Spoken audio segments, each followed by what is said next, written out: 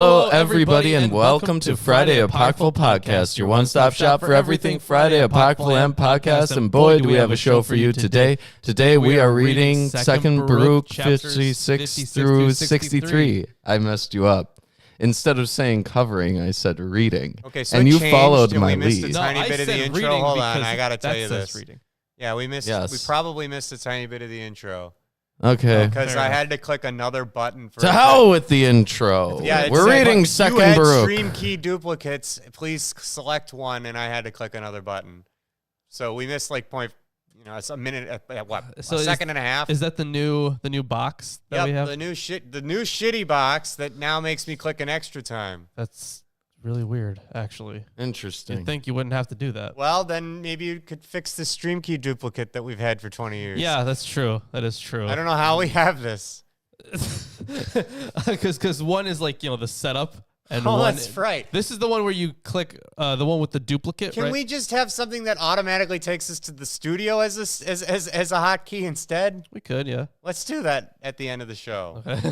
Thanks. Sorry, technical shit here. Yeah. Anyways, we're reading this book. We are. Yeah. Yeah, we had this. we changed the title Wow, we for only the have a algorithm. Yeah, we're gonna see if the algorithm notices that we changed the title. Will the algorithm know? Care. Because we always want to know what the algorithm knows. Anyways, what are you reading from? Well, you see, my fine feathered friend, I am reading from the Old Testament Pseudepigrapha, Volume 1, Apocalyptic Literature and Testaments, edited by James H. Charlesworth. And the section on 2 Baruch is written by Klein. Well, what a coincidence, because I am reading from the same thing. Wow, that's incredible. Yep. So yeah, last time we had this vision. Yep. And it was man, there was quite a lot in that vision, huh? About these waters, and they were all flowing into this cloud. Yes, the 12 rivers that bow before the thing. Right, yeah, there were 12 rivers. There was this cloud had like lightning on it, essentially. Yeah, this is Yahweh. There was light coming out of the cloud. So thought maybe it was a Baal thing. The extant commentators seem to think that this is Yahweh. And right. Yeah. Anyways, which would make sense. But also in this section, we are going to cover many of the interpretations. So it literally says, like, we started last time. This guy's like, hey, this stuff is kind of confusing. That's a different ad. Tell us what ads you get, please. For gourmet pears. Okay. gourmet pears. Yeah, interesting. Because we were just talking before the show about the ads that we get, and they're all like religious ones because those are all the tags that we have.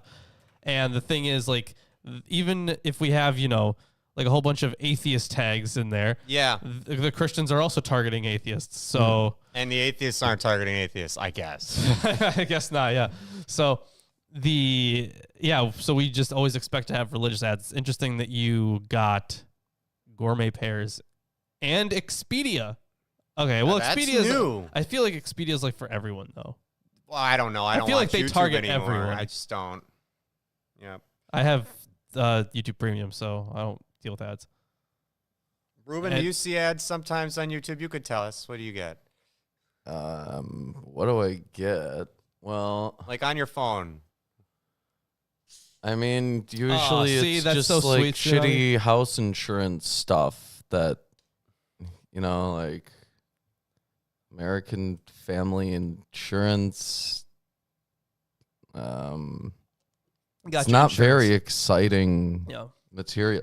I never get like ads for moon shoes, right? No. I never get ads for, I get like the occasional Old Spice ad. The algorithm was so wrong for me by the time I quit that it was giving me ads for feminine hygiene products like tampons, and I'm like, that's impossible. You need or those. like some sort of osteoporosis stuff or like Alzheimer's stuff, and I'm like, I'm not old enough for any of this to be even remotely applicable, or a woman. You know what that either. You know what I actually get a lot of is shitty phone game ads. Those, yeah. Yeah, I got those. I always notice that they purposely play as awful as possible. Yeah, they do. And just so you can go, you're so stupid, I could do this, and then you... Yeah, like they're trying to get you pissed off enough to try and take the controller away from the ad. Right. Right? Which I guess might work for some people. It must work because they're all doing it. Yeah, that is true. Also, that's what we expected though with the Jesus ads and rabbi ads too. Okay. Rabbi ads. I guess. I never get religious ads. Well, occasionally I'll get like one, but the ones that I get are all like some dudes like, pray with me. Yeah. Join our Bible online audiobook course where like see that's how my ad would sound. Yeah. Except we wouldn't ask people to pray. That's true, we wouldn't. We everything except that, but like join our reading religious texts. Okay, we need to go 90s as fuck WWF with it. Oh hell yeah! Like so, there's some like heavy grindy guitars, and then it's like pray on the Bible, right? And then you do like a choke slam on a Bible. Hell, I love it. Yeah. Okay.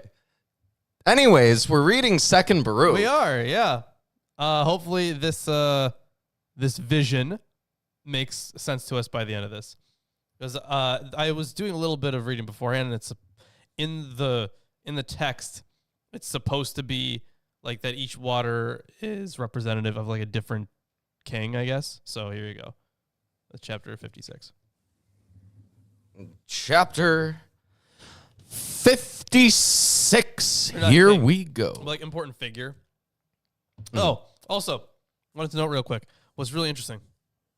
So I was talking to this Muslim guy that comes to the bar a lot, the hookah bar where I'm at. He does not drink. So of course, yeah. So he was asking, like he was trying to like argue that even Jesus like prophesies Muhammad. Like that's what he was arguing for. And he was like, yeah, somewhere in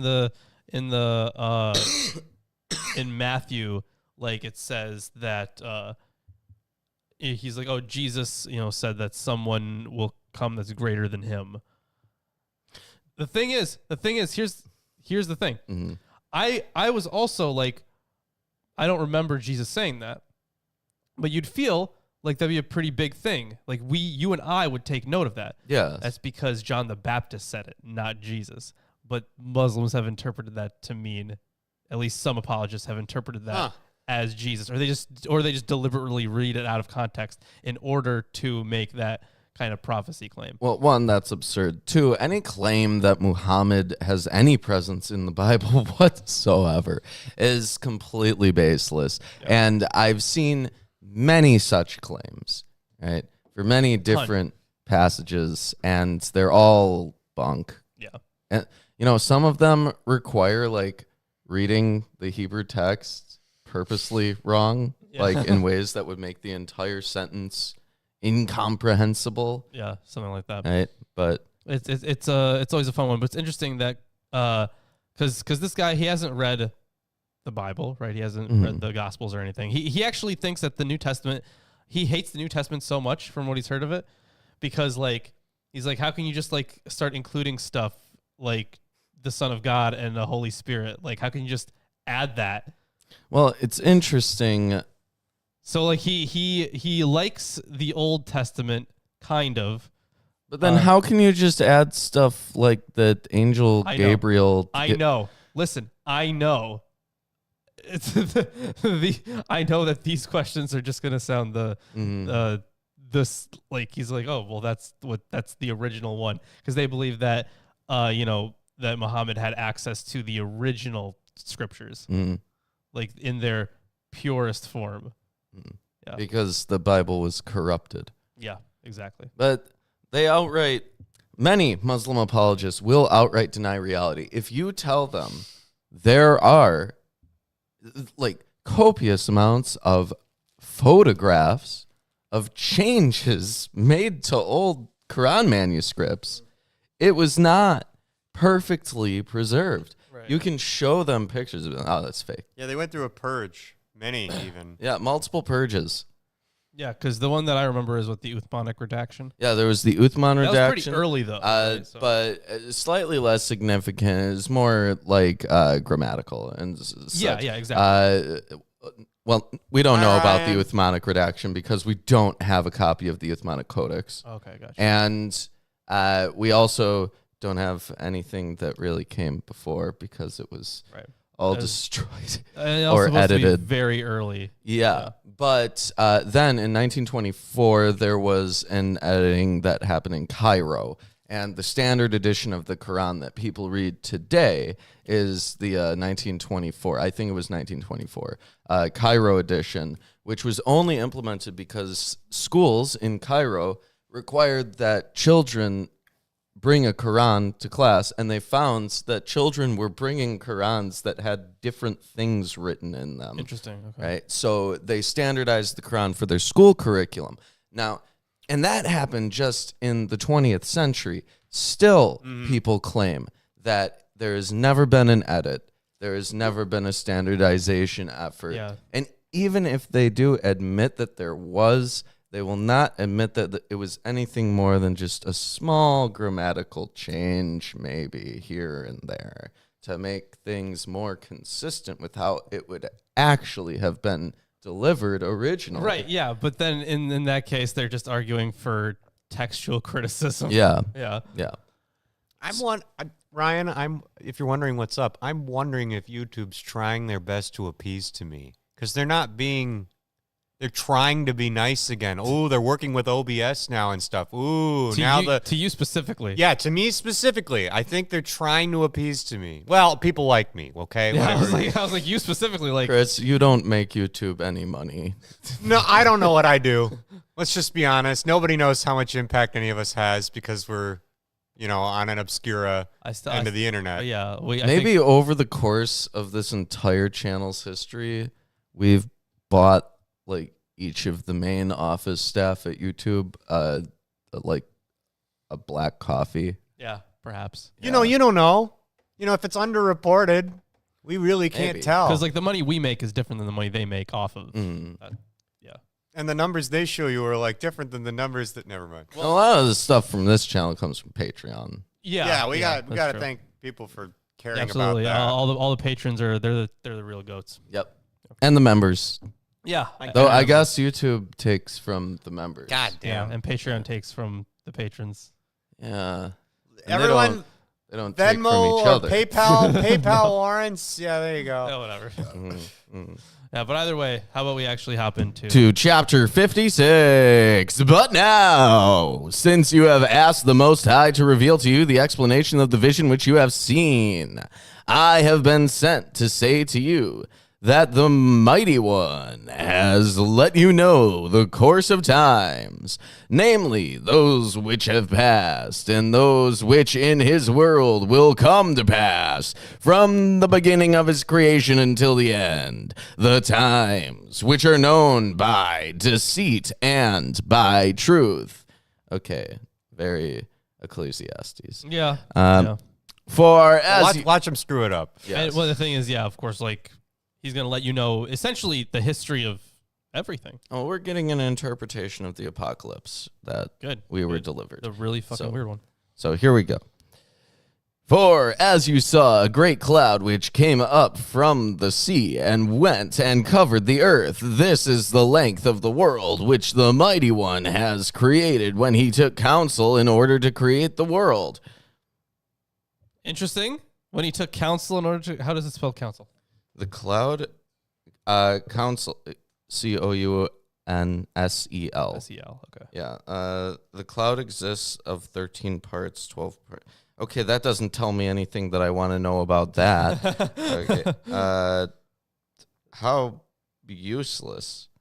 When he took counsel to create the world.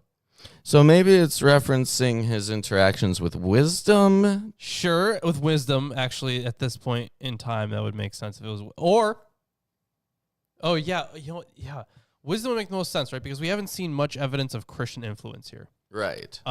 This might be like a hint at that if we do the whole like Jesus Holy Spirit thing, but that was later anyways. Right. So I guess it would make sense if this was wisdom, or I guess it would really only make sense if it was wisdom. Otherwise, if there was a Christian influence, you could say the pre-existent Christ, but I don't see how that would actually be him taking counsel, because it would be him talking to himself. Well, that's a different thing. That's because the thing is, there was already a even without Trinitarian theology, like a pre-existent Christ was like an idea, right? But that it wasn't in that Messiah figure is completely different than the preeminent Christ that we get in later Trinitarian Christianity. Yeah, absolutely. It's very different. So I think wisdom would make the most sense, because didn't in Proverbs, didn't wisdom like help him come to a conclusion to actually make there everything? Is no reference here, no footnote or anything that can point us in that direction, but it is definitely in Proverbs, I think, that wisdom was with God at the beginning. 100%. Yeah. And so I guess this is this counseling that occurs. Otherwise, I don't know what could be referencing. And it happened when the word had gone out from him. Okay. So if there were Christian influence, I think it might be here. Because first they talk about this preeminent figure that counsels God at the beginning of the world. And then it says, and it happened when the word had gone out from him, that the length of the world was standing as something small, and it was established in accordance with the abundance of intelligence of him who let it go forth. I actually think I found the verse. You found the verse. Okay. So 8:22, that's Proverbs 8:22. Lord possessed me at the beginning of his work, the first of his acts of old. Ages ago I was set up at the first, before the beginning of the earth. When there were no depths, I was brought forth. When there was no springs abounding with water. Before the mountains had been shaped, before the hills, I was brought forth. Before he had made the earth with its fields, or the first of the dust of the world. When he established the heavens, I was there. When he drew a circle on the face of the deep. When he made firm the skies above. When he established the fountains of the deep. When he did all the creation stuff. When he marked out the foundations of the earth, then I was beside him like a master workman, and I was his daily delight, rejoicing. Yeah, okay. Where did the I feel like there was a section about obviously they're from the beginning, sure. Mm-hmm. But I also kind of recall something about wisdom giving I guess kind of deliberating with God. Maybe that was an apocryphal work. Lawrence, write down the acts of old. Okay, I can do that. Yeah, we should look into that, because wisdom here is referenced as the first of his acts of old. In there, yeah. Which seems to reference a creation narrative prior to the creation narrative in Genesis. Right, yeah. Right? Wait, what? Yeah, we've heard this before, though. Which we should look into. Right, we already kind of know that, though. Well, there's probably some interesting Apocrypha that... Just to be fair... That's not Gnostic. Anything that's, like, super arcane is more interesting in some ways. Like, especially the more powerful it would have to be to explain what's happening. Oh, right? Like the creation myth is always going to be slightly more interesting than the creation myth. I have a grand unifying theory. Oh, nice. Okay, grand unifying theory. God of the Bible, is the God of the multiverse. He created prior universes, and 80,000 of them, or 800,000 of them, was it? Some ridiculous number it was like of 180,000. 180,000. The acts of old are references all those other universes to the deliverance of his decisions upon all these other universes. Right? Sure. But he's still the demiurge, and Brahman is the true god. It's still the demiurge. What do you think? That's a good conspiracy? Great hypothesis. Thank you. So I think that it's with the acts of old stuff, yeah, because there was already a creation before the creation. We already kind of know that because in Genesis, the earth is already there. It's just formless and void. Right. So he has to shape it. So what I'm positing is that the creation before the creation references a not directly referenced ever procession of possibly thousands of worlds. That's a fun idea. I like it. I like it. I'm not sure if I'm convinced by it, but I like it. Well, it's consistent with the claims of these other worlds being created, and we've seen that in multiple texts. Sure, yeah. Right? So it must have been an idea that was around. Were there any Christians that were arguing from a scientific perspective and Christian perspective for multiverse? Just multiverse stuff? I don't know. I doubt if it. There's anything. I think there was that. a guy, I'm sure. From both perspectives, I doubt it. Why not? I mean, if you're going to cherry pick, you could find what you need. I guess you might be able to find one. Go ahead. You're going to find what you need. Are you going to find what you need? That Christian guy is God, not me. Oh, yeah. Okay. I don't find anything. I'm going to guess that the ratio of atheists to theists among quantum physicists is something staggeringly in one direction. Pretty much. I bet there's a quantum physicist. Oh, what is it? I bet there's a quantum. Who's that one guy that always drives me nuts? Yeah, that one guy. There's man, I can't remember his name. He's from India. He's got a very heavy accent. Oh. Gupta, I think. Okay. Deepak Chopra. That's hilarious. Yeah. That guy. I don't like his voice. Deepak Chopra is insane. Yeah. That too. Yeah. Let's not even talk about that. Done. I fucking hate that guy. Could have said Jiddu Krishnamurti. Could have gone full Theosophical Society on you. Oh, jeez. Let's read. Yep. Anyways, in accordance with the abundance of the intelligence, I'm allowed to go forth. And as you first saw the black waters on top of the cloud, which first came down upon the earth, this is the transgression which Adam, the first man, committed.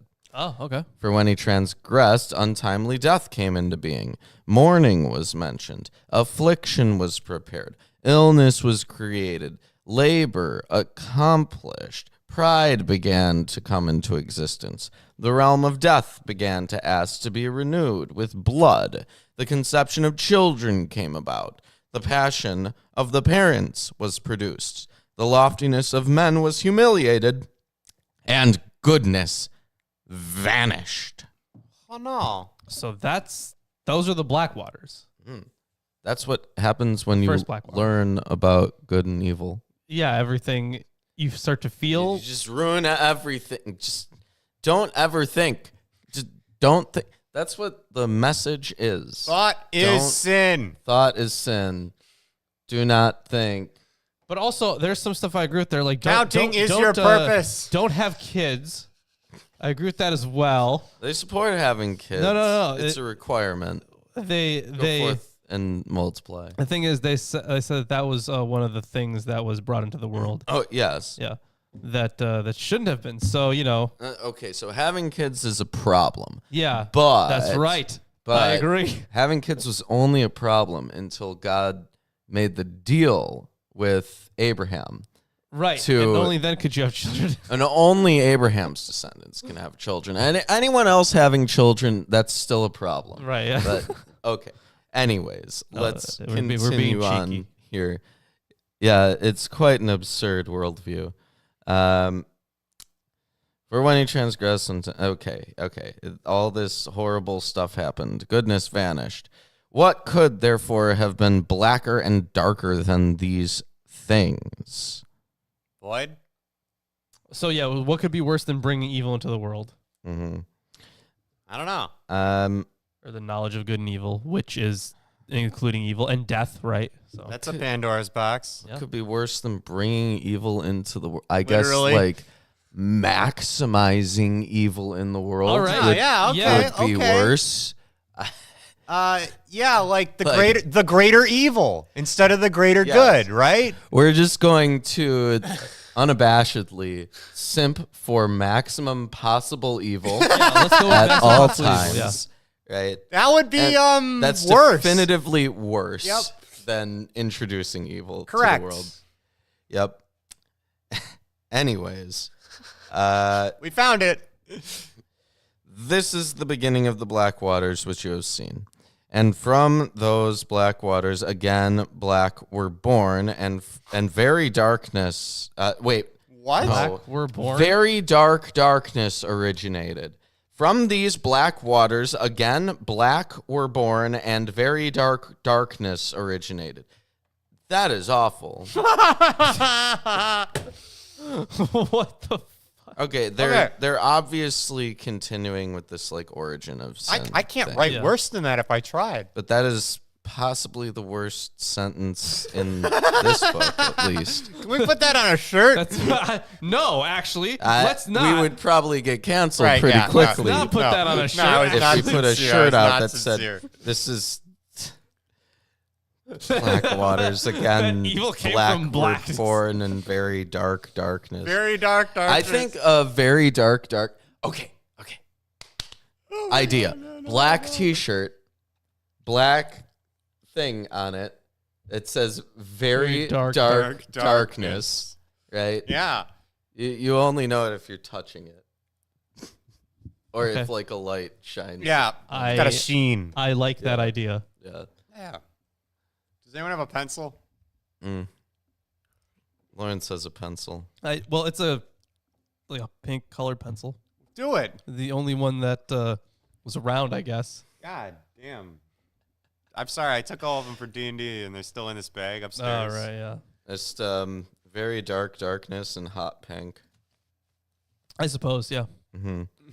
And we could have a dark darkness shirt, which is just Slightly less Slightly dark like gray. yeah, it's like gray text on black. Okay. for comparison. And then a darkness shirt, which is You know what, maybe- just white darkness on a black shirt. Great. If you're reading this shirt, stop touching me. Good. That's pretty good. That's not bad. That's not bad. In Braille. In Braille. Braille. So you'd only know what it says if you're touching it. Yeah. Although, or you can read Braille.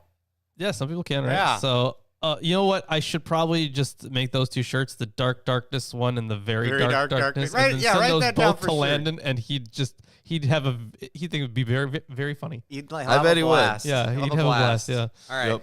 So, are we continuing on? Yeah. Yes, we're continuing. For he who was a danger to himself was also a danger to the angels, for they possessed freedom in that time in which they were created, and some of them came down and mingled themselves with women. At that time, they acted like this, were tormented.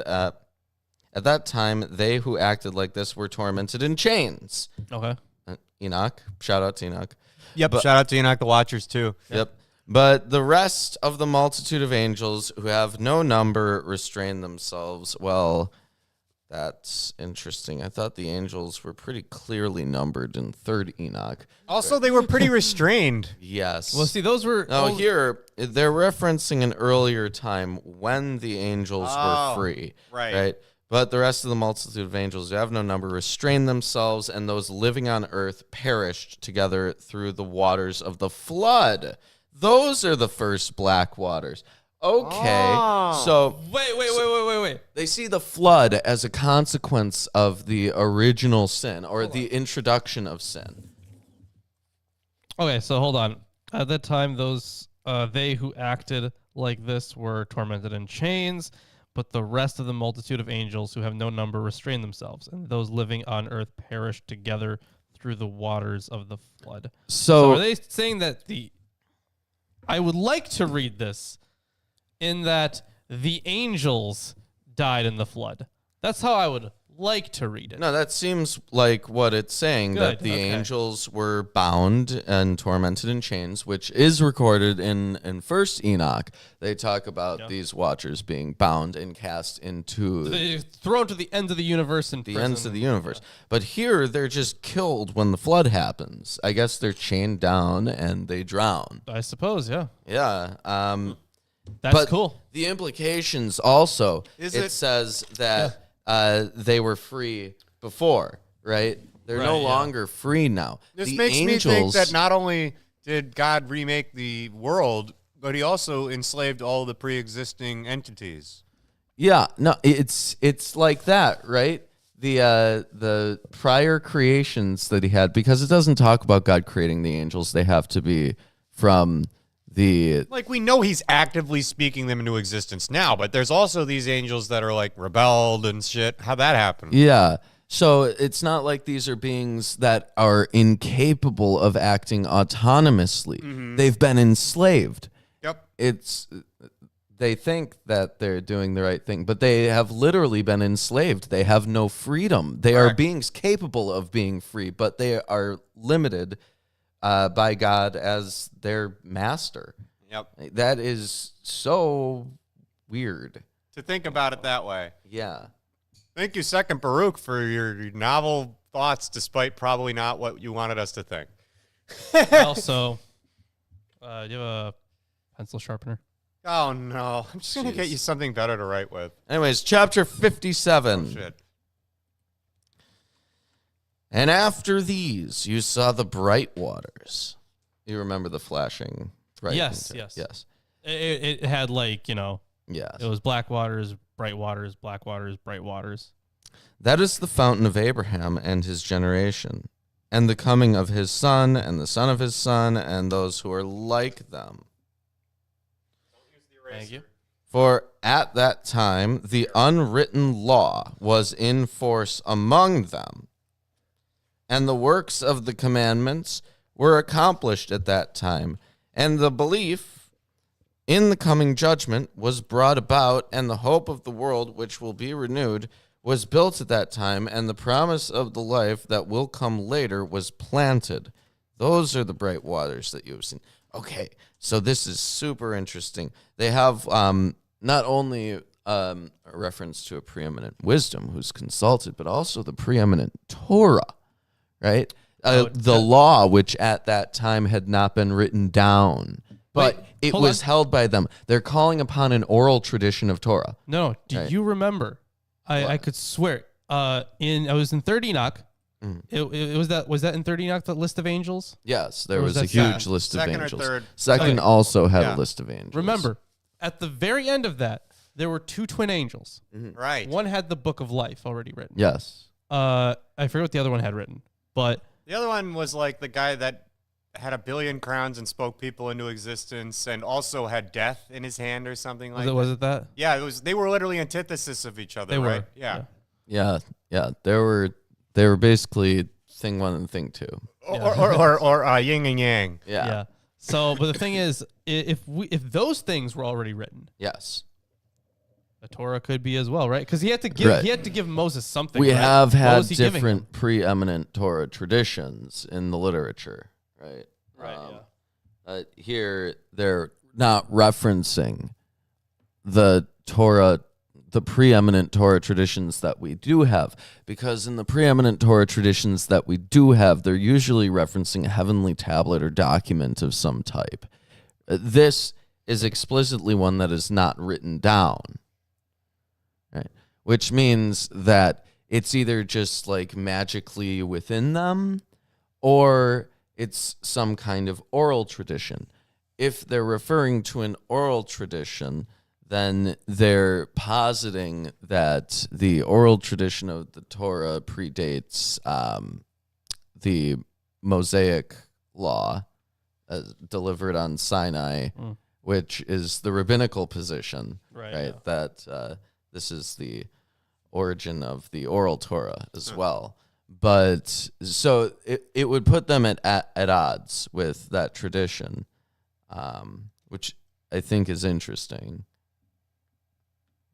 I think that they pick whatever reason they need to cling to that flood. And also the flood story's said a lot, and it's kind of one of the more interesting points of the Bible. Some people like it for the genealogy. Some people like it to try to tie their own ancestry back to it and stuff. So, well, this guy obviously... there's a question I was answering, Yeah, this guy obviously read First Enoch. Oh, yeah. So 100%. he makes a lot of references to First Enoch stuff, and we all remember the animal apocalypse and all of the Noah stuff. Noah. Yeah, people try to tie their history to Noah. Yeah. Which is absurd. Right? By the way, No, it is. It's just absurd. We can, Yeah. Just absurd. Oh, wait, hold on. Do evangelicals cling on Noah's flood just because it's tied into apocalyptic imagery?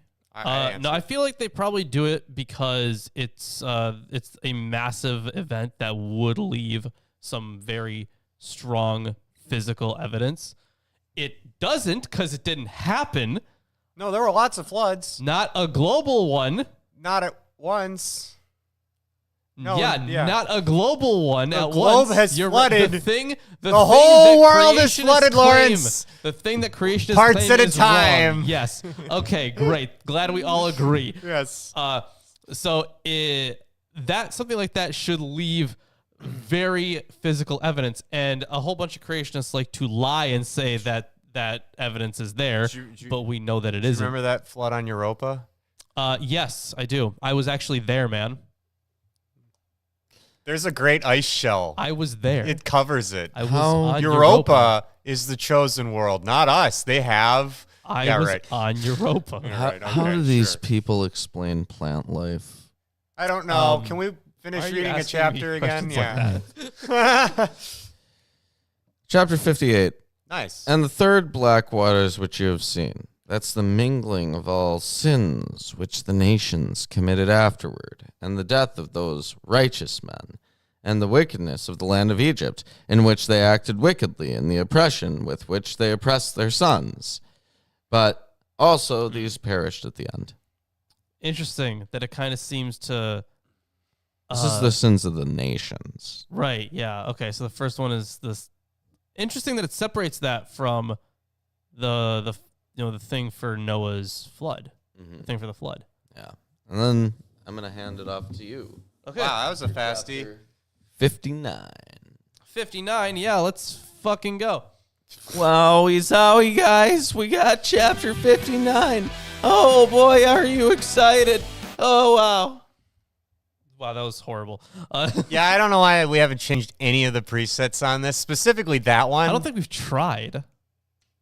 No. I know how. Right. I mean, you just upload a file, right? Yes. Or play it and push the button down while you do it. It like copies it? It copies it. That's so much easier. I've wanted to do that, but we just haven't because honestly, it's only 8 buttons. It's a lot of effort. It's also only 8 buttons, and some of these are fine effects. Whatever. Yeah. Oh, that's true. Mm. All right. So on to the fourth bright waters, which you have seen. And the fourth bright waters which you have seen, that is the coming of Moses. Oh, boy. And of Aaron, and of Miriam, and of Joshua, the son of Nun, and of Caleb, and all those who are like these. Interesting that... of course, they include Joshua and Caleb. Sure, and they include Moses and Aaron.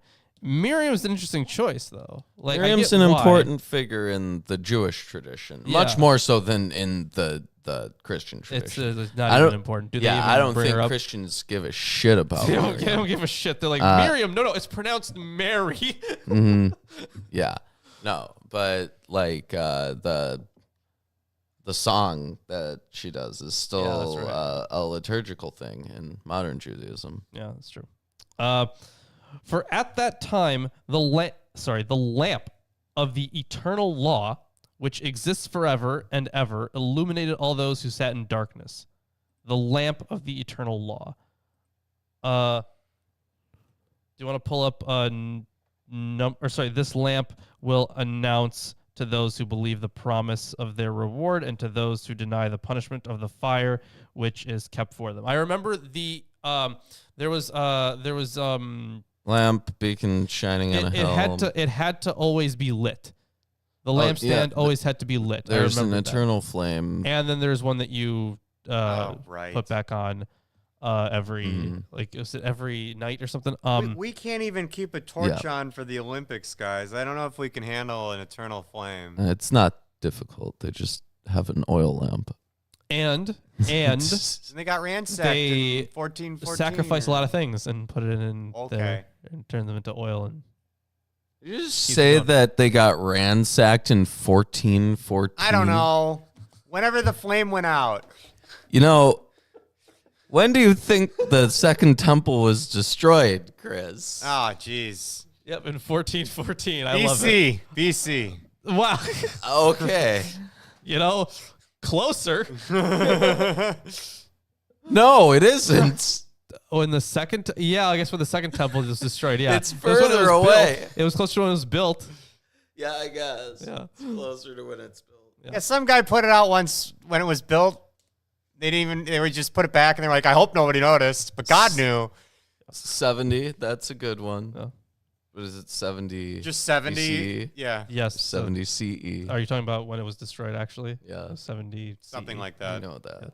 Yeah, okay. I just don't know dates, so I threw 1414 out. I'm sure that was wrong. Like in 1492, Columbus sailed the ocean blue. Nobody likes that guy anymore. Right. Nobody should. Look, there is a significant portion of the American population that are stupid, who pedantically stands by Christopher Columbus as the coolest guy ever. Why? I don't know. There are people that stand by Anno Domini as well. So, yeah, you're the Lord, which is so silly. Yep. Whatever. Yeah. Now the thing is, exploration's cool. Ship exploration is all right. Yeah. Mainly, it's making sure that your ship doesn't crash into something until you get to land. Fair, yeah. Right. And not starving to death. Unless you're going to the Sargasso Sea. Yeah. Which is a sea which is in the middle of the Atlantic Ocean because it's completely separated by wind and sea patterns. It's like stagnant. You can look it up. But I actually am looking that up. But land... Just watch the whole thing on land it. It's Thoughty 2. It was on Thoughty 2 or whatever. What's it called? The Sargasso Sea. Okay. It's like right off Florida, dude. Okay. But land explorers, like Lewis and Clark, they're way more interesting. They have to do way more. That's interesting. Right? So I brought it up. Sorry, it was like a little fun tidbit I thought was cool. All right, I'm going to continue. Okay. Nobody's stopping you. Yeah, that's true. But Hold on, let me stop you. I have the freeze button. They know. But also... Don't you dare. The heaven will be shaken from its place at that time. That is, the heavens which are under the throne of the Mighty One were severely shaken when he took Moses with him. When he took Moses with him... Okay, so they have an Ascension of Moses narrative. Hold on. too. Oh, someone look up Pseudo-Philo. Pseudo-Philo 1916. Is that in here? Or is that in the other book? Pseudo-Pigrapha. That's way up front there. That's the yep. Okay. Let's see. I think Pseudo-Philo is definitely in one of these books, right? Should be. Pseudo-Philo is in here blue somewhere. one. Yes, it's in that one. Okay. So yeah, Pseudo-Philo 1916. First, I'm going to have to find where the hell Pseudo-Philo That's true. is. Yeah, I'm going to continue reading, but that is really cool.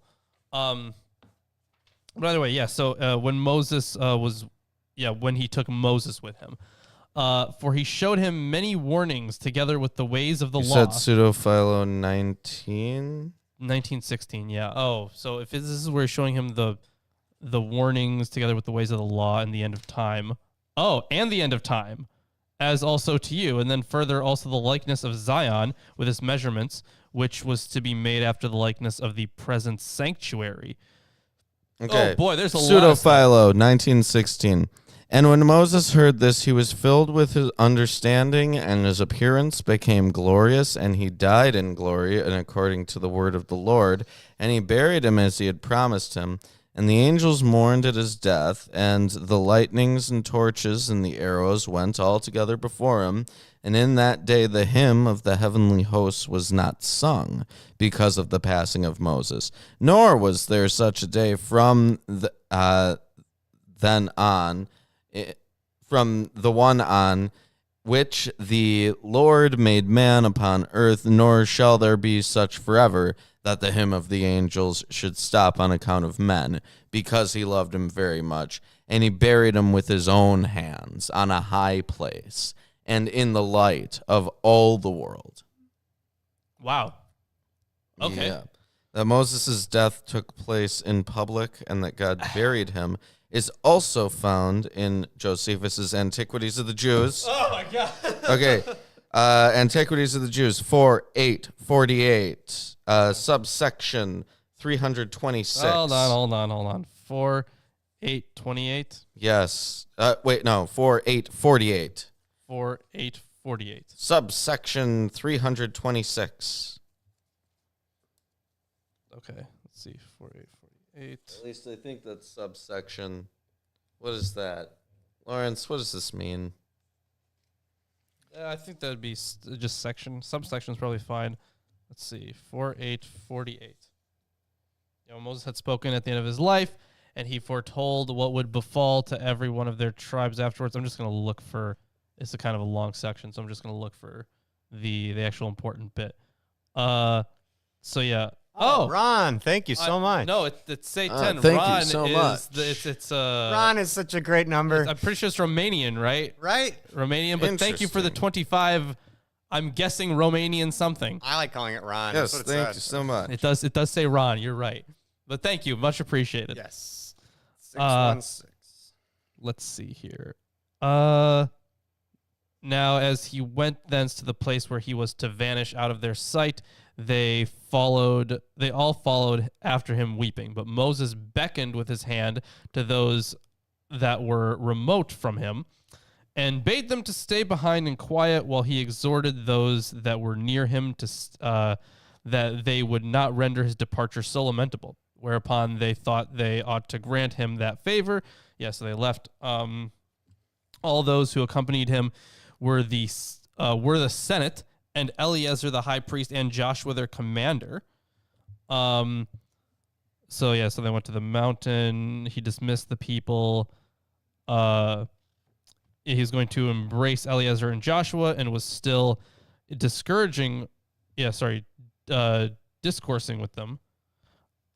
A cloud stood over him. It says here, look, okay. So a cloud stood over him on the sudden.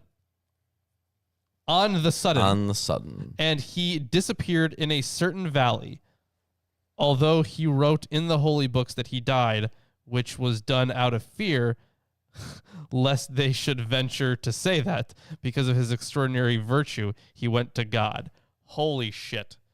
That's pretty cool. Yeah. That the death of Moses in Josephus and in 2nd Baruch and in Pseudo-Philo. And in the Assumption of Moses, which is not in this set. That's all Moses ascended. And it was only secretly written. Like his death is recorded the way it is because they were afraid of something, I guess. Yeah, because they were afraid that if people knew the truth, they would think that he went to God. Yeah, horrible. Who would think that about someone who died? Yeah, right. Yeah. Okay, so continuing on here. There was a lot of stuff in there about him getting the ways of the law, the receiving a vision of the end of time, knowing to have the city built in a certain way. But he also showed him at that time the measures of fire, the depths of the abyss, the weight of the winds, the number of raindrops, the suppression of wrath, the abundance of long-suffering, the truth of judgment, the root of wisdom, the richness of understanding, the fountain of knowledge, the height of air, the greatness of paradise, the end of the period, so that's the end of times, the beginning of the day of judgment, the number of offerings, the worlds which have not yet come, and I believe the word that's used there is aeons. The worlds which have not yet come, the mouth of hell, the standing place of vengeance, the place of faith, the region of hope, the picture of the coming judgment, the multitude of angels which cannot be counted, the powers of the flame, the splendor of lightnings, the voice of thunders, the orders of the archangels, the treasuries of light, the changes of the times, and the inquiries into the law. These are the fourth bright waters you have seen. So basically, he gave him all of the knowledge of anything that you might want to know. Basically. Yeah, he essentially gave him God knowledge. Yes. Yeah. All right, then. Yeah. All right. Yeah, that was a lot of stuff. Wait, can I get any of that? Well, like one of those? Choose one. Fountain. Oh, you want the fountain of knowledge? No. No? No, the other fountain. Isn't there another one? No. Wait, what's the tree then? The tree. Because there was a fruit. There's the root of wisdom. The root of wisdom? Yeah, I'll go with the root of wisdom. I would like the root of wisdom, please. That would be useful. You're stuck in one spot forever now. All right. I just wanted the object. I thought it was like a thing. Oh, no. It comes out of you. You now have roots. Oh, great. I'll take the mouth of hell. You'll take Everyone the mouth of tell hell? us which one you want. Okay. Which yeah, one pick you one, want. And you guys. gotta pick a real one. No, Sumami, a tree of money is not one of the options. But one of these could help you maybe grow a tree of money. Which one? I don't fucking know. Maybe one of them. they can't hurt. Okay. Chapter 60. Right on. Yes. And the fifth black waters, which you have seen, which you have seen poured down, those are the works which the Amorites have done. Awful. And the invocations of their incantations which they wrought, and the wickedness of their mysteries, and the mingling of their pollutions. But even Israel was polluted with sins in these days of the judges, although they saw many signs which were from him who created them. Just awful. Awful. Yeah, horrible. There's not really much to say. They're just replaying Yeah, that it's stuff. idolatry bad. Yeah, idolatry bad. Chapter 61. Mm-hmm. I know. Super short. Idolatry bad. God good. Thank you. Yeah. That was pretty self-explanatory. Yeah, they're pollutions, right? In in 60. Oh, it just says like cross-reference jubilees and pseudophilo, whatever. Oh my God, Tomer, you're drinking something? Dude, this guy. He has a beverage? Yeah, right? That's wild. Drinking a beer? Holy shit, are you even old enough to drink? You can do that outside of America? That's insane, having an alcoholic drink. Oh, wow. For a straight shooter like Tomer? I don't know. Alcohol. I'm so impressed that American culture has expanded Yep, so far. Only America Has alcohol. Has beer specifically. Yes. No other place. Nope. Nowhere in the world. Nope. No other place. You know who gets really mad when I say that? Germans. I don't know why, but they get real mad when I say that. It's like they thought they had beer before the United States was around or like something. Those crazy guys. What are you talking about? That's a whole bunch of shisa, am I right? Mm-hmm. No. Mm-hmm. Nope. Sure. Anyways, so on to chapter 61. And the sixth bright waters, which you have seen, this is the time in which David and Solomon were born. And at that time, the building of Zion took place, and the dedication of the sanctuary, and the shedding of much blood of the nations which sinned at that time, and the many offerings which were offered at that time at the inauguration of the sanctuary. That's putting it lightly. Yes. Yeah. Okay, so you know how you get a lot of bright waters? Yes. Factory farming. Okay, yeah, great. Yeah. You'd think that we have, Kosher slaughterhouses. Wow. you'd think at this point we'd have seen a lot of bright waters. Yeah. We haven't, though. No. In fact, they seem to be getting darker. And murkier. Oh no, is it Oh, darker no. darkness? Not darker darkness It's a again. very dark darkness. Very dark darkness. Yeah.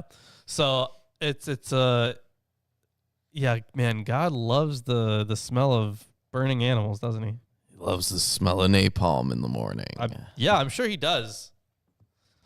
So, continuing on. And rest and peace reigned at that time. And wisdom was heard in the assembly, and the richness of understanding was magnified in the congregations. And the holy festivals were fulfilled in happiness and much joy. And the judgment of the rulers was seen at that time without deceit. And the righteousness... Wait, hold on. Napalm sticks to a lot of things, okay? Yes. The kids are one of the things Hold on. that... If you didn't know, there's a very minor chemical difference between the substance you're talking about and silly putty, and silly putty's pretty sticky, right? Especially if it gets hot. Mm-hmm. Yeah, it's like that. That's the substrate. That's why it sticks to everything. Yeah. It's terrifying. Were we questioning why it sticks to everything? Like, napalm is very dangerous. It's banned It for a is. reason. I don't encourage doing anything with napalm. No.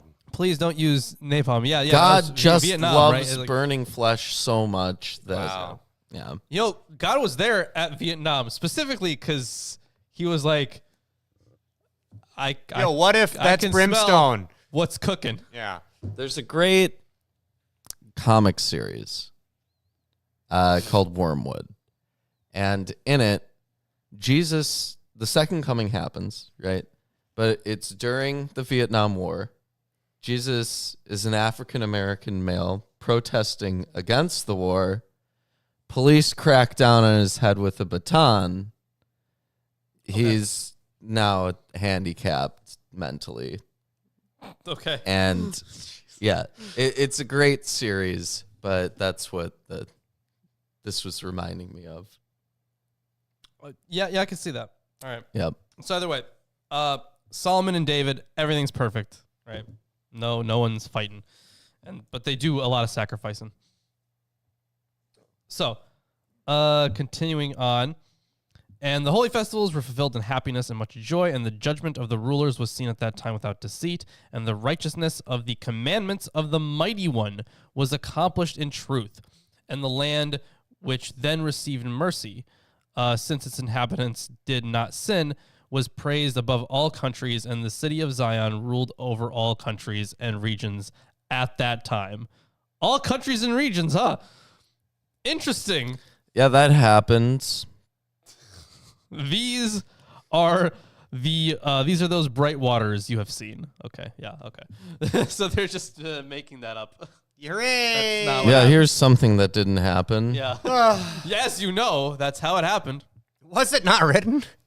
Surely it was. It's right there. Okay, so like coming from the perspective of Second Baruch following the destruction of the Second Temple, this is like the most hilarious thing because the author is basically saying, "Oh, we once ruled over the entire earth." Right, I yeah. mean, Baruch says so. Yeah, Baruch Right? does say so, yeah. Mhm. According to this book that I'm writing. Yeah. And look, now these Romans destroyed our temple. Ooh, look how far we've fallen. Yeah, they shouldn't be doing that because why? That's mean Yeah. Well, and against God. So you got to think of the context in which this was written. This was being communicated to people who in their lifetime had seen the destruction of the Second Yeah, Temple. probably, yeah. And so they were trying probably to use this as propaganda. Yeah, we were so peaceful back in those days when we ruled everything. I mean, it's kind of, like remnants of rebellion. Yeah, absolutely. Anyways, on to the next chapter. Chapter 62. Oh boy. Nice. All right. So, and the seventh black waters you have seen. That is the perversion of the ideas of Jeroboam. who planned to make, I like how this is written, who planned to make 2 golden calves. Who planned to. And all the iniquities accomplished by the kings who succeeded him. And the curse of Jezebel. What do you mean planned to? Yeah, right? That's what I was thinking. He planned to? No, in the Bible it says that he fucking did it. Yeah. He didn't plan on it. He just fucking did it. Okay, maybe this is another thing. Like, once we ruled the world. Oh yeah, and we never had those 2 golden calf. No, things. he planned. Yeah, on that was a plan that we wouldn't stoop to that level. Right? Yeah, maybe. Yeah. Yeah. So he planned to make those golden calves. Is there a note on this? It doesn't look like They're is. very rarely useful notes. Yeah, that's true. I found. It seems like for Second Baruch in general that there hasn't been a lot of study.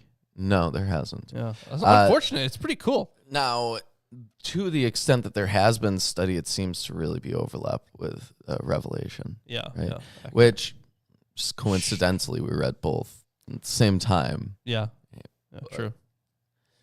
No, it should have more study. It's a very long book. It's extraordinarily well intact. Yeah, and there's like a whole bunch of stuff that we've like written down from it that's already super interesting. Yeah. Like how it weirdly changes history, even their own history. Mm-hmm. So that is fascinating. Continuing on here. So the curse of Jezebel and the idolatry which Israel practiced at that time. No, see? Yeah, so they accept that there was idolatry of Israel. Talmud, Gittin 56b. What did Titus do when he conquered the temple? He took a prostitute with his hand. He entered the Holy of Holies with her.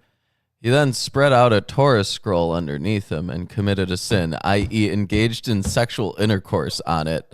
Afterward, he took a sword and cut into the curtain separating between the sanctuary and the Holy of Holies. Wow. And a miracle was performed, and blood spurted forth. Interesting. Wow. Seeing the blood, he mistakenly thought that he had killed himself. Oh my God. This is why the Talmud is not used for such things. That is so yeah. So I get why they're saying that, right? Because Titus and the spoils of Jerusalem, right? So, yeah, that's wild. Obviously, this is not a literal recounting of history. They're using symbolic language. Yeah. But that is so funny. But the story that they tell with their symbolic language is just absurd. Yeah, it's so funny. All right. Continuing on here though, with so they do acknowledge that they had practiced idolatry, and the withholding of rain. I guess that would be one of the things. Let's see, hold on. Okay, so this is the perversion. This seems like a bunch of different perversions. So yeah, the calves, the curse of Jezebel, withholding of rain, and the famines of such a kind that the women ate the fruits of their womb. Holy shit! Now that's Deuteronomy. Yeah, that's some Deuteronomy shit. That's Deuteronomy 28 shit right there. Yes. And the time of their exile, which befell the 9.5 tribes because they lived in many sins. Of course, I forget which tribes they were. Was it Reuben and Gad, and then the half tribe of Manasseh? Were those the other ones? I think so. That's why it's 9.5.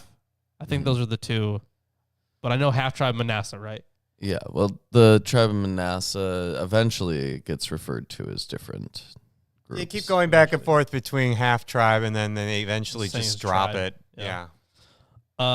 And Shalmaneser, which is probably Shalmaneser, the king of the Assyrians, came and carried them away into captivity. And concerning the nations, much could be said, how they acted unrighteously and wickedly, and how they never proved themselves to be righteous. These are those 7 black waters you have seen. So yeah, so they have tied in all those sins of Israel with, in this case, the Assyrian. They call it the Assyrian captivity, but it was more of an invasion. I guess much. They didn't concentrate super hard on the captivity portion. As in like it was more of a genocide. Yeah, they didn't like move people out and like as much as like the Babylonians did, for example, which they spread them out everywhere. They like just said, hey, we're in. It's just the Assyrians going, hey, we're in Israel now. Some of you can live here, I guess. Deal with it. Yeah, some of you, go somewhere else. So that kind of thing. And it kind of they took it out piece by piece, right? Mm-hmm. So that was chapter 62. Wonderful. Now on. Oh, you want to do just Hand it chapter off to me. 63? I can read chapter 63. Go Is ahead. it 2 lines? Lol. No, it's not. It's not. Okay. Chapter 63. It's 87 lines. And the 8th, bright waters, which you have seen. That is the righteousness and the integrity of Hezekiah, king of Judah, and the grace which came upon him. For at that time Sennacherib was moved to destroy, and his wrath roused in him, and also the multitude of the nations which were with him in order to destroy. When Hezekiah the king heard that which the Assyrian king devised, namely, to come and seize him and destroy his people, the 2.5 tribes which were left, and that he also wanted to destroy Zion, then Hezekiah trusted upon his works and hoped upon his righteousness, and spoke with the mighty one and said, pay attention. Behold! Behold! Sennacherib is ready to destroy us, and he will boast and be uplifted when he has destroyed Zion. And the mighty one heard him, for Hezekiah was wise, and he paid attention to his prayers, for he was righteous. And the mighty one then commanded Ramiel, his angel who speaks with you. Also, I just want to point out, yes, Swami, that was a reference to baby eating. The what we're Yes. talking about Deuteronomy 28. Yes, it was not just a placenta eating thing. They were talking about eating children. Yes, actually eating children. Yes. And I went away and destroyed their multitude, of which the number of the chiefs alone was 185,000, and each of them had an equal number. How much did That's you say? quite a 100 and something thousand? 185, right? 185,000. So 18,500. Lawrence, That's what I always I always remove a zero. Lawrence, 2 Kings 19:35 through 36 mentions a number of 185,000 killed. It said 19 what? 86. 19:35 through 36. 36. Yes, sorry. yes. And that night the angel of the Lord went out and struck down 185,000 in the camp of the Assyrians. And when people arose early in the morning, behold, these were all the dead bodies. Yes. Then Sennacherib, king of Assyria, departed and went home and lived at Nineveh. And as he was worshiping in the house of Nisroch, his god, Adramelech and Sharezer, his son, struck him down with the sword and escaped into the land of Ararat. And Esarhaddon, his son, reigned in his place. 2 Chronicles 32:21 is about the same event, but it does not speak about a particular number.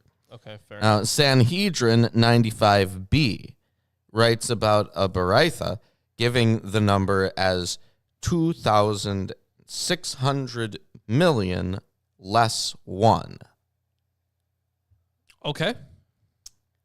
So, varying ideas there. Yeah. I still think you should get rid of a zero. It's probably like 18K. Now, isn't it just interesting how absurd some of the things in the Talmud are? Oh, yeah. Yes. Yes, absolutely. Absolutely absurd. Let me continue on here. And at that time I burned their bodies within, but I preserved their clothes and their arms on the outside, so that still more of the marvelous works of the Mighty One might be seen, so that his name might be mentioned throughout the entire earth. This is Sanhedrin 94a. What happens in Sanhedrin 94A? Dude, I don't know. Look that I'll up. look it up. I don't know. Look it up now. Yeah. Do it. All right, fine. Sanhedrin 94A. Tell me what is in it. Might be a bit. Okay, so let's see. Safaria, right? That's where everyone looks. 94A. Cuz these are broken up into different sections, right? Like even within 94A. 2,600 million less one. Okay, so I'm just scrolling through some of these until I find a number, cuz like it is like a little long. Of course it's long. It's the Talmud. Yeah, I know, but like this specific tractate is what I'm saying. Yes. Is long. While you're looking at that. Okay. Thus Zion was saved, and Jerusalem was delivered from its tribulations. And all those who were in the Holy Land rejoiced, and the name of the Mighty One was praised, so that it was spoken of. These are those bright waters which you have seen. That is the end of chapter 63. And our reading for today. Yeah. For the week. Oh, Also, right. Also, yes. Yes. Yeah. Well, still also for the day. You're not wrong. Yeah. Yes. So I am seeing some stuff here on like Hezekiah and like Shalmaneser, Sennacherib. I'm not seeing anything on any numbers though yet. Interesting. Yeah. I'm sure it's in there somewhere. I just don't know where that is. It's probably somewhere. Yeah, I would assume so. And Talmud has a lot of strange stuff in it. It's weird how it became basically the primary book of Judaism. Yeah. Well, I mean, the Hadith was the same way for the Muslims, right? In a way. Like it seems like a lot of people care way more about tradition than the actual book. Yeah, well, a lot of people don't know what's in their holy Also book. true, because you want to know why? The majority of Muslims don't speak Arabic. They don't understand Arabic. I'm talking about worldwide, the majority. They do all of their like chanting and all of their prayers and everything in Arabic. They're no different than the American Jews who don't understand Hebrew, who do all of their prayers and everything in Hebrew, except, at least in the American Jews' instances, usually there are English translations on the page, whereas that's not necessarily the case, especially if they're reciting from memory, which they are wont to do. yeah, Lawrence. Yeah, okay. Yeah, I am so sorry for not praying in Hebrew. Oops. Yeah. My bad. 90% of the Talmud is there's the Mishnah and then there's the Gemara. The Gemara is like very explicitly law, right? Yeah. And it's all like the most mundane, awful shit. So like I was trying to understand the Talmud and I read through some parts of it and it was like, oh, if there's a property dispute when there's an apartment here and an apartment on top of the other apartment, and there gets to be a hole in the ceiling of the bottom floor so that the next floor up has a hole in their floor, and who's responsible for paying for it? Well, what happens if that person can't access something like their kitchen because They've fallen and they can't get up? Well, then I guess they have to use this other person's kitchen, and that person has to be okay with them using. Like, it's that kind of thing for very long periods of time. And it's them arguing about it too. Yeah. Which is like, Jesus Christ. Like, And- I don't want to yeah. read that stuff on stream. And the arguments, too. Some of the time, it's an interesting argument. But some of the time, it's like, well, because this rabbi once said that there's a saying that he heard once that allows us to put an accent on this word Wow. that allows us to read it slightly differently. Or and let's just rename therefore this guy other Peter commandment- so that it fits our lore. Peter. Remember that at the beginning of the day Peter? upstairs with my dad? You were talking to him about Peter? PETA. Targums at the synagogue. Do you That's mean- so you mean weird. Patrick. Because I had to go I to mean this Patrick, I Reformed do. synagogue for many, many years, right? And they never, ever even mentioned the Targums. No. Right. Well, what are you going to do about it? Tell him to mention the Targums. I guess. It's a Yemenite practice. Yeah, that makes sense. Well, that's today's everything, so Yeah, that's today's everything. I already pinned a product. It's our newest shirt, I think, the Lost in Transmission one. Oh, yeah. I put that up. What are you There's doing? Patreon. I was checking. Thanks for being part of it. Yeah, And absolutely. There's all that other stuff. I'm not shilling. Patreon wish list. I'm shilling. Patreon wish list. I mean, Twitter, Facebook, we don't really post on there. Go out into the world and do our bidding. Yeah. Yes, please. Tell them that this show is renamed to nothing and we just read stuff. Goodbye. Yep. Yes. See ya Bye. on Friday. On Friday. That's when we're going to see